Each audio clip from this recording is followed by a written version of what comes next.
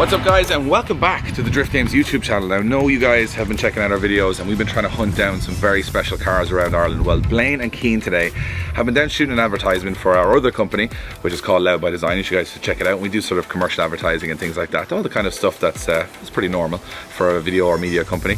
But they said that they found something very special all in the one garage, and I was doing something else and I said, you know what, there's even a chance of driving a car or two today. I said, I'm not going to miss that opportunity. So we're down here at JC Autocare because apparently there's something very special behind these shutters, and I want you guys to check it out. So follow me in and let's see what they have, because I actually wasn't told what they have, but I'm excited because I know if Keane gets excited, because Keane's car is right here. Keane's car is here and he's excited and he's telling me you got to come down here and check it out. We know it's going to be fun. So follow me in. So JC Autocare is essentially a specialist for detailing cars, and yeah. Wow.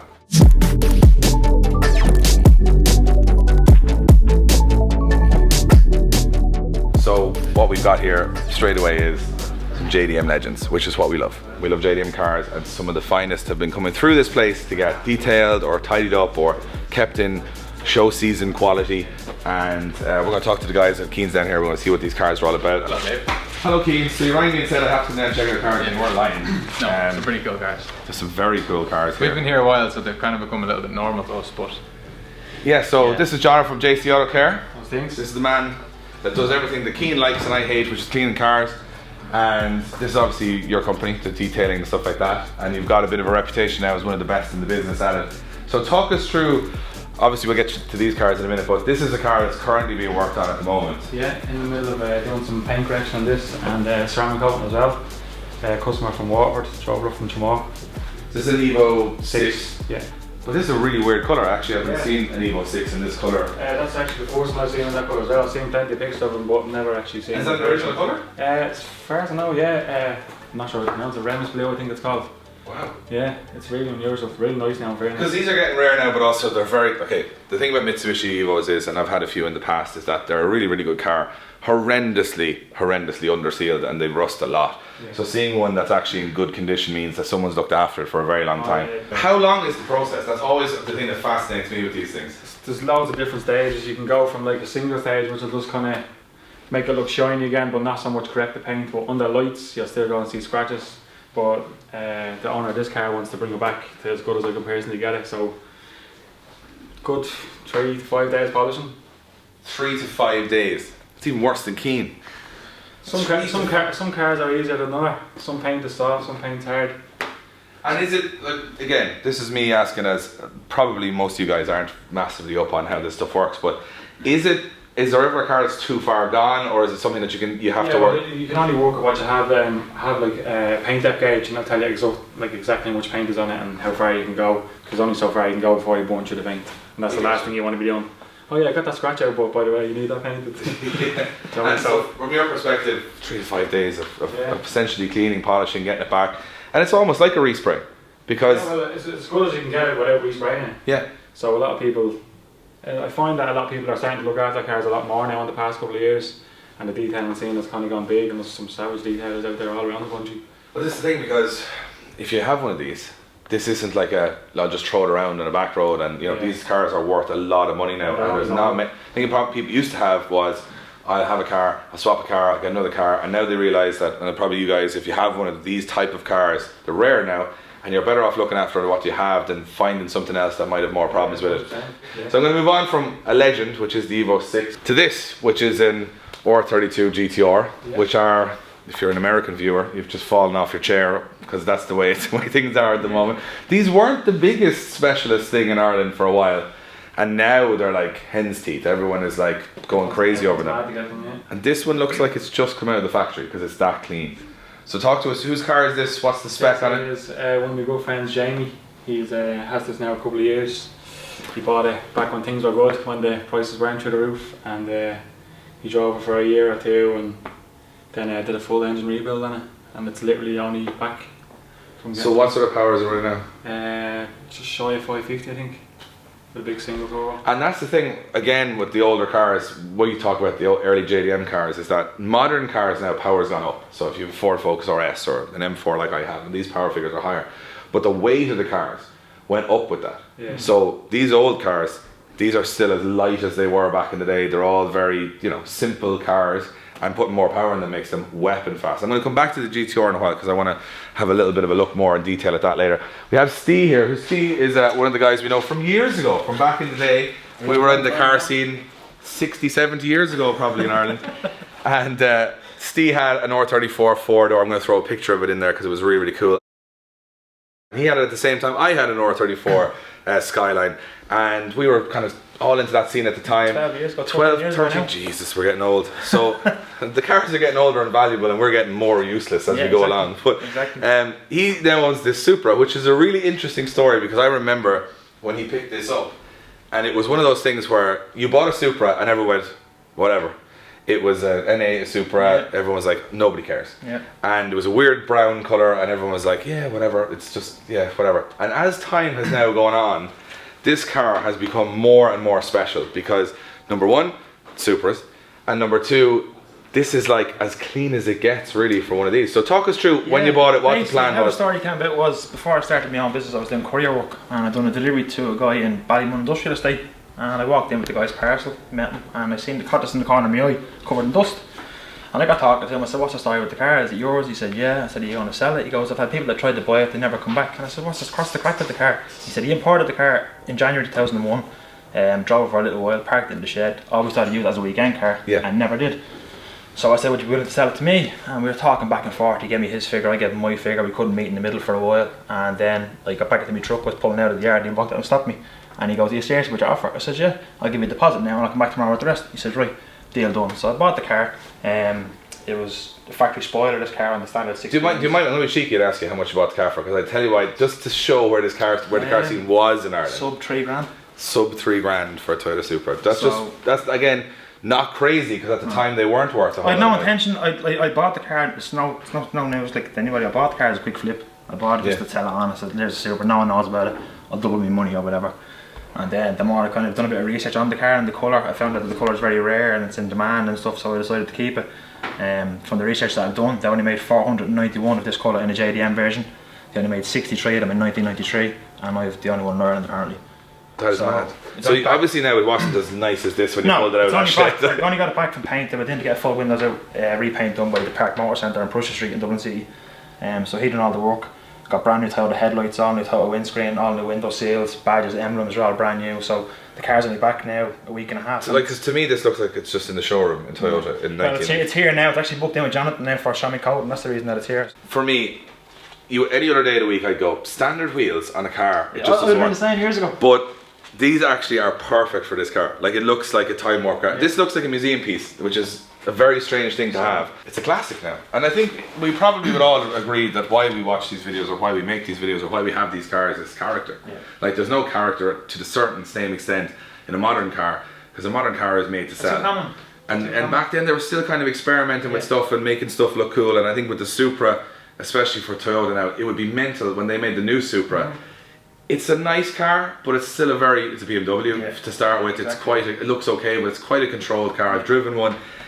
Not as much character. It's a good car, great car, modern technology, but these ones just to look at, and I think the nostalgia, especially from us looking back at these were the cars you couldn't afford back then, and then they went through a slump, and luckily some of them survived, and that's amazing. Thanks, Steve, for showing us the car. It looks amazing.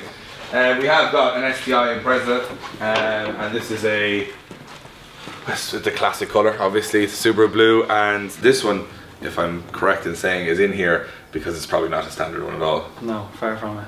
Far from it. So whose is this car? This is another good friend of mine, Marco. He's done plenty of work, he has a couple of years now. We interrupt this video to give a very special shout out to one of our partners here at Drift Games, Mobil 1 Oil. Mobil 1 Oil is used by some of the best drifters in the game, such as these guys.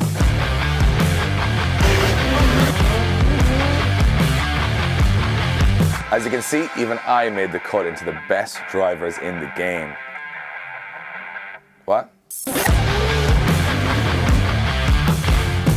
So yeah, Mobil 1 is used by the best drifters in the world, and me. So what's been done? Like, we pop open, I presume, I'm just saying, whenever I see an Impreza inside and minded, I'm like, there's a reason that's inside and minded, because they've probably... enjoys it all the time. But you know what I mean? It's like, it looks like it's been well cared for, because obviously it's either very original or it's Yep, not original at all, and he's gone absolutely bananas. So this is a very hectic. Subarus as general have a hectic engine bay. Yeah, they look a bit wild, but it's very tasty. He's done a couple of nice mods to it. It's absolutely spotless in here. This is And unbelievable. it's literally like that all the time. He looks after it a lot. I mean, I struggle to clean the outside of my car, but this is another level. But it shows when you've spent money on it to show it off, and everything here looks absolutely spotless. What sort of power is this worth? I think it's just on that 500. Yeah. Even like little carbon touches on the fuse box. Yeah, zero sports, all this kind of cooling stuff. This is all as good as it gets for Subaru, guys. Yeah, and definitely. that is a phenomenal amount of effort, is the right word I would use, to put all that together. And even the piping is Yeah, that's very tidy. like very, very tidy. Anyway, we were talking to Keane earlier, and Keane sort of alluded that the guys who own these cars are quite sound, and that I might be able to take one for a spin. Yeah, managed to talk him into it. Yeah, I'll go for it. And I kind of want to drive this Subaru because I haven't driven a Subaru in. And this It one mu- doesn't even sound like a Subaru. No, this one's. So you kind of have to hear that first. You'll enjoy Right, turn it on, and we'll make our you'll enjoy decision. If it driving sounds like a normal Subaru, I'd say, do you know what, it's too clean, I don't want to get any bugs on it. But if it's mental sound, then I'm not going to be able to refuse.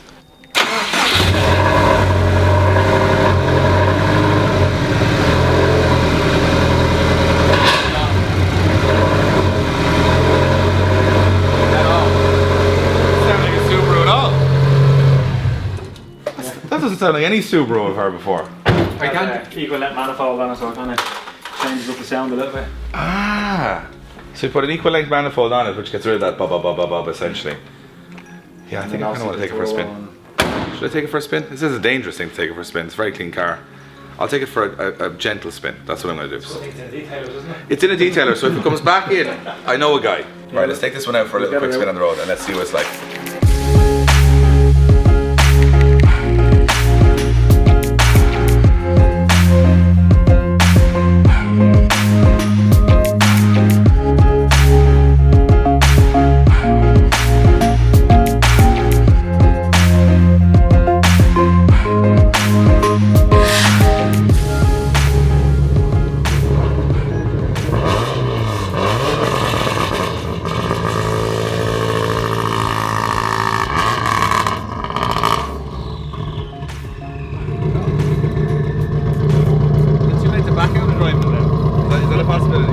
Right, Blake, come on, we'll take it for a spin.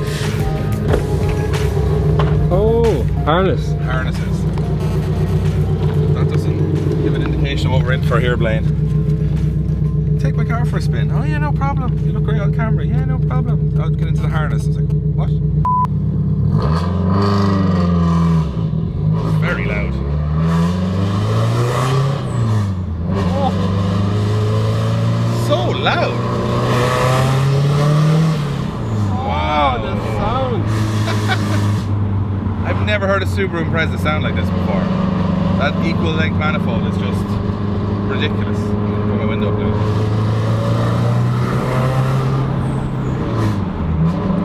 It sounds great. It handles so well. Like even initially just turning, it's so direct. Subarus always handle really well. They're just one of those cars that they got that so right, the Evos and the Imprezas. You know what you're getting, 4-wheel drive, really direct steering. Bit of straight here, let's... My God! That is some speed. Wow. There is some pickup in this. I'm in love again. I thought the Supra we reviewed a couple of videos back was one of my favorite cars, and already in this Subaru I'm like my car has similar horsepower, the M4, but it doesn't give you the emotion, it doesn't give you the feeling that this car does of just being on the edge, the noise. It's so direct, it's so tight. This thing is absolutely amazing. And I think just even the bucket seats, the harnesses, everything, just there's such an experience in driving it just down a road as normal here. It's an event. It's an event, exactly. What you're not doing here is just driving a car that's a bit quick. You have to, like I'm a little bit goosebumps, like a little bit nervous, a little bit on edge, and that's what you want. You want it to be like that.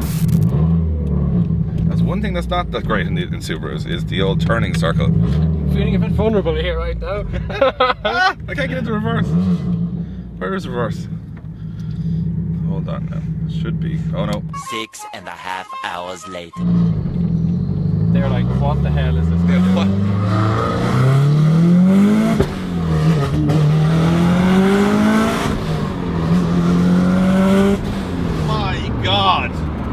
This thing is fast. What the hell? I'm kind of speechless. That's dramatic. It's a dramatic experience. I'm a bit shook. Like, it's got road presence, but it's not uncomfortable. It's even got a heads-up display. My God. Should we turn on the anti-lag? There's anti-lag. There's anti-lag. There's an anti-lag button. They said not to press it. Should I press it? Go on. We should press it. Now it's got anti-lag.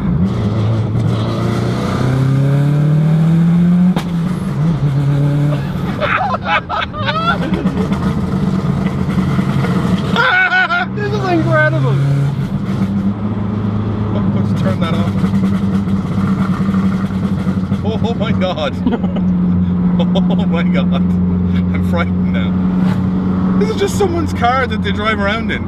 It sounds like a WRC car on steroids.